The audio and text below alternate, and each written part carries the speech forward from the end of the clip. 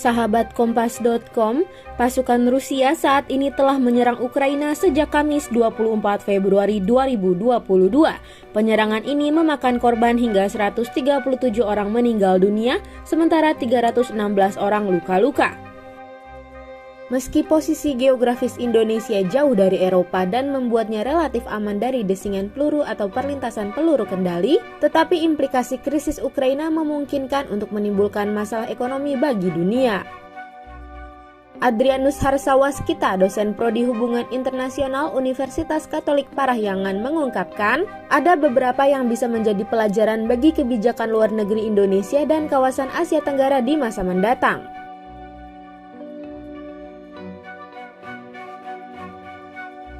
Invasi Rusia ke Ukraina membuka luka lama dalam hubungan internasional yang selama ini dianggap abstrak. Masalah keamanan yang disebut Rusia adalah sesuatu yang abstrak, yang tidak real dan nyata. Namun ini menjadi sesuatu yang real, yakni Rusia menganggap bahwa Ukraina sebagai ancaman karena Ukraina akan masuk menjadi anggota NATO. Keanggotaan ini artinya persenjataan, terutama peluru kendali NATO bisa ditempatkan di Ukraina. Inilah pelajaran pertama apa yang disebut sebagai masalah keamanan yang absah. Adanya masalah keamanan ini harus ditanggapi secara serius, bukan didiamkan. Atas dasar masalah keamanan ini, tindakan Rusia bisa dibenarkan.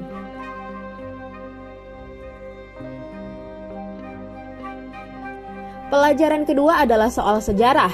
Dalam beberapa pidato sebelumnya, Putin mengungkit bahwa Ukraina adalah bagian dari Rusia.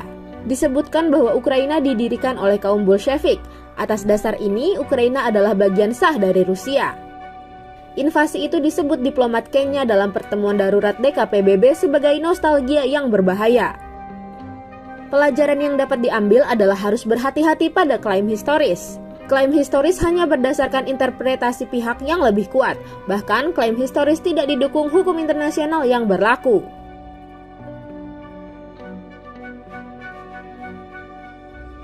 Pelajaran ketiga soal demokrasi versus anti-demokrasi.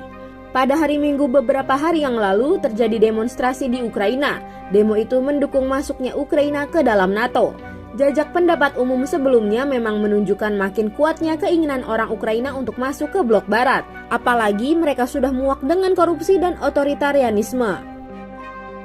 Demokrasi telah menjatuhkan sekutu Rusia di Ukraina lewat pemilu. Di sini Ukraina yang demokratis yang mendengar suara rakyat adalah musuh bagi Rusia yang otoriter. Dari ketiga pelajaran tadi, Indonesia dan ASEAN disebut seharusnya menghadapi lebih serius apa yang disebut sebagai masalah keamanan yang absah, soal argumen historis, dan keberpihakan soal demokrasi versus anti-demokrasi.